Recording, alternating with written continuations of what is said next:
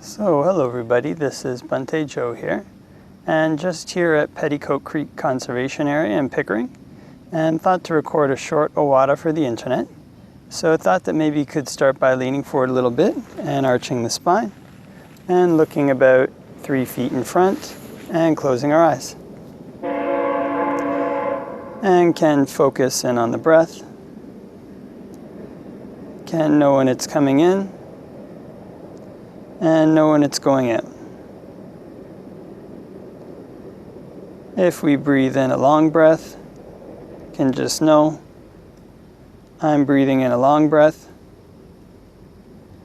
And if we breathe in a short breath, can just know I'm breathing in a short breath.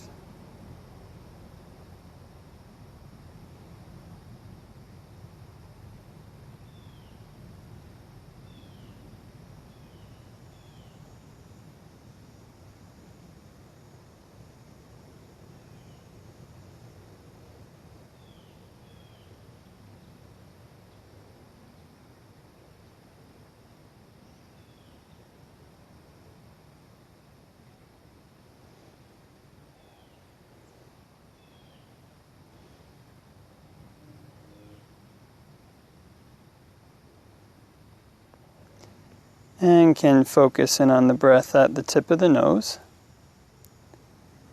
And if notice any patterns of tension or tightness around the nose or the face, can just let those relax.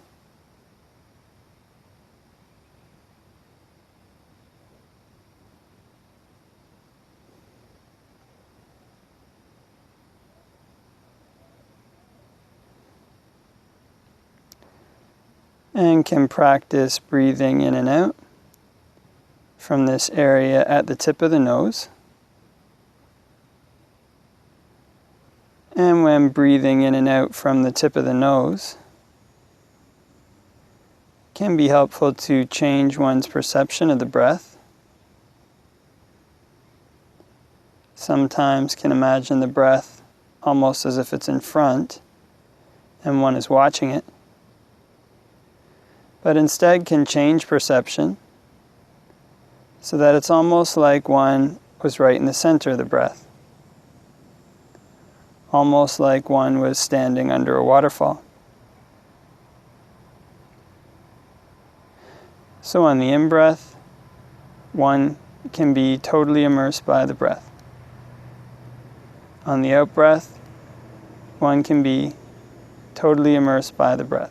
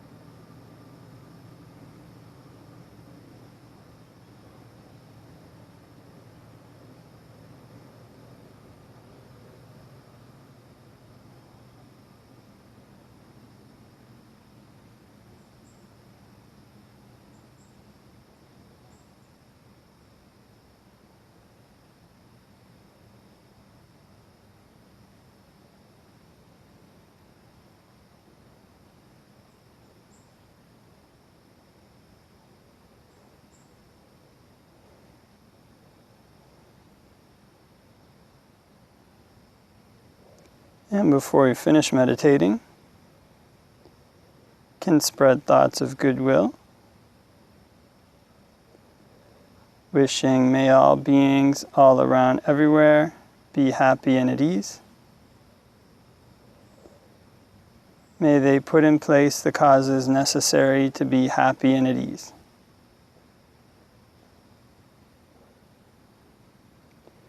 And we can make the mind infinite, can make it unbounded,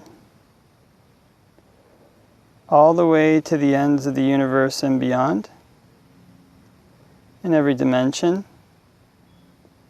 May all beings all around everywhere be happy and at ease.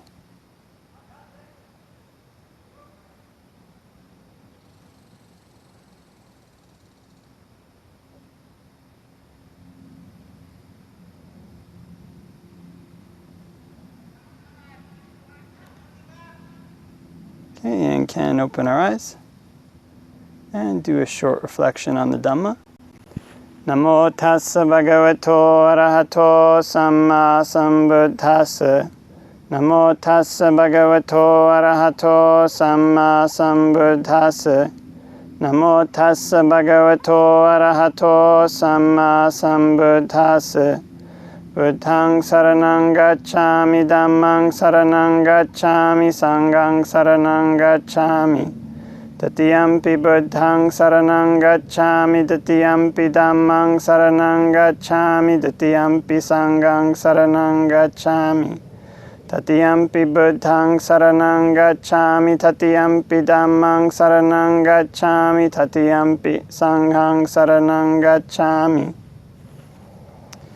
So, hello everybody, and just here in Petticoat Creek Conservation Area, and it's been a very kind of a nice, nice kind of a summer, September summer day. So lots of sun, these kind of things, and nice to have this kind of a park nearby.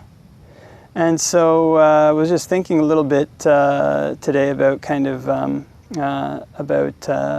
difference between kind of like study and practice, kind of not difference, but the kind of relationship between study and practice in trying to move forward on our meditation path.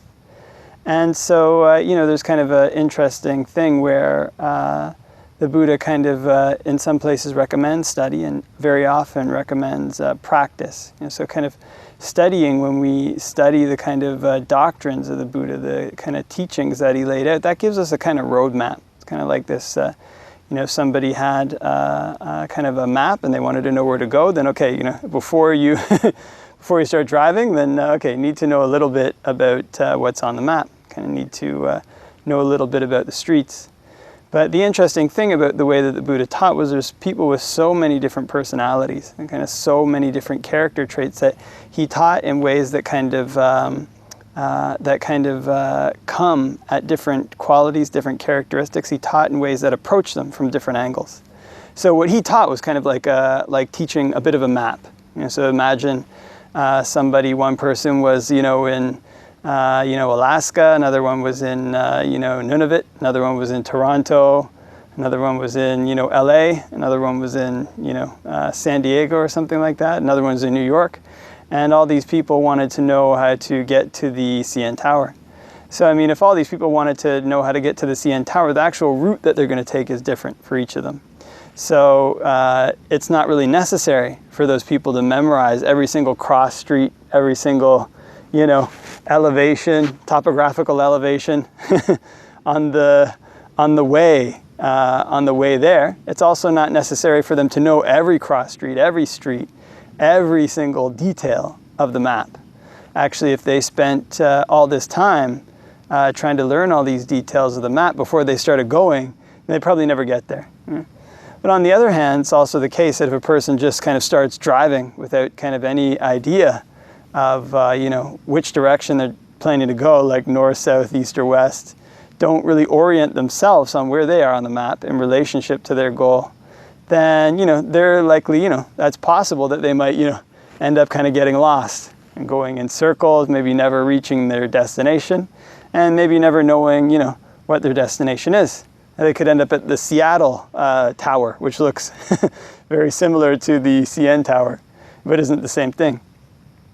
And so for this reason, we have the Buddhist teachings that are laid out in the canon, and they give us what they call a kind of right view. And this right view is the first step on our path of meditation, path of developing the mind, because in order to develop the mind, first we have to have an idea that we want to develop it and where we want the mind to go, where we want our practice to go.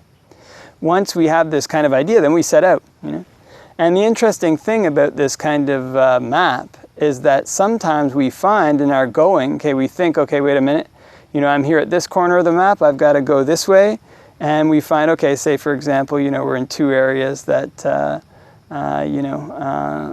both have kind of a King Street. There's a King Street in many different cities. And we think we're on, King Street in, and I don't know, maybe there's a King Street in Vancouver. We think we're on King Street in Vancouver, but we're actually on, King Street in, I don't know, maybe Halifax, if Halifax has a King Street. And so although we know we're on King Street, we actually got the directions mixed up. And so we keep going, we see that the features aren't really matching where we think we should be on the map. That's when we recalibrate. Take another look at the map, step back, see are we going in the right direction. And in this way, we kind of get a bit of a feel for where we are and where we have to head. So in other words, kind of studying and practicing, they work kind of together. But to say that they work together doesn't mean that, it's kind of like equal devotion of time to both, or that one or the other is, so we spend like 50% of our time on study, 50% of our time on practice. Kind of the way that the Buddha tends to lay it out is that most of, say, like a monk's day, okay, he describes a lifestyle of people who practice, kind of most people who want to strive for Nibbana, he describes them spending the vast majority of their time on practicing, vast majority of their time on meditating, on practicing sila, on practicing dana, on actively trying to eliminate the defilements in their mind. And this is because some of the knowledge that a person can get actually from books, from studying, it's not always the exact same as what the real deal is, what we think it might be. You might think, okay, what does a mango taste like, right? You can kind of read a textbook definition. Okay, a mango tastes sweet, it's got a slightly tangy taste, and it's a tropical fruit, and you might have an idea, okay, it's sweet, slightly tangy taste, tropical fruit, and come up with the, okay, maybe it tastes a bit like, sweet and sour sauce, or maybe maybe it tastes a bit like, let's see, sweet, slightly tangy, maybe some other thing there, some other tropical fruit that's very similar to a mango. Or you can learn the whole kind of chemical composition of a mango. You can learn all the kind of various chemicals. You can study the physical makeup, study the atoms, whatever the kind of maybe the underlying physics of what makes up a mango. You can study its growth and its life cycle, all these various things. But all these things don't really give you an idea of what the mango tastes like. And so a person who reads enough about the mango, bites into the mango and eats it, their knowledge of the taste of the mango is superior to the person who knows, maybe has memorized the whole chemical composition of the mango, knows all about its growth and life cycle, knows all about these things. If they can't bite into the mango and eat it and use it to allay their hunger, then their knowledge is it's not on as deep of a level, I guess you'd say, or maybe not on as satisfying a level. It hasn't served the purpose for which, say, like if we're looking for a mango to allay our hunger, then we want to be able to eat it. We want to be able to bite into it. And so in the same way, the Buddha's teachings, their purpose is to lead us to Nibbana, and is to lead us to train our mind, lead us to the active elimination of our defilements. And sometimes when we're going along doing this, a person finds, okay, wait a minute, it says this in the suttas, this is correct, but my idea of what it was and what it actually was a person might find that they're different. Okay? Might find that their idea in their head when they read it was different than what their actual experience was. And so for this reason, the Buddha emphasizes, practice, because the most kind of, I guess you say, what makes up most of a person's day who's striving for Nibbana, what takes up the vast majority of their time. Just like a person who wants to get to a destination, most of their time is going to be spent going there. Okay, you want to spend the time to figure out where you're going, but most of the time is spent going there. But having said this, these things always work as a balance. They work as a kind of, they're not mutually exclusive. We don't have to choose studying. We don't have to choose studying versus practice or practice versus studying. They're both kind of tools, like our left and our right hand, left and our right feet, and we use them both. We want to have them both. Yeah? So, in some ways, I guess you say like the practice aspect, more like if you're a right-handed person, maybe a bit more like the right hand. We spend most of our time actually trying to actively train our mind for wholesome qualities. But, we also need that left hand. Okay, don't kind of, let go of the left hand. And sometimes, for some tasks, might end up using the left hand more than the right hand. So in other words, it's something that we want to have a kind of balanced approach to. We want to have an approach that's practical, want to have an approach that's effective, want to have an approach that gives us an outline of where we want to go, how we're going to get there, but then most of our time is actually spent on actually trying to get there, actually going there. And this is like a person who, learns what a mango looks like, learns where you can find it, learns how to peel it, and learns how to cut it up. And they learn this much for the sake of going and finding a mango, cutting it up, and eating it. A person who does this will know the taste of the mango directly, and they'll be able to use it to allay their hunger. In a similar way, a person who studies the Dhamma for the sake of practicing it, for the sake of realizing it, they're able to use the Buddha's teachings to allay their suffering, to find happiness for themselves, and to move forward on the path to Nibbana. Okay, so leave that there, and wishing everybody all the best, and hope you have a great day. Bye for now.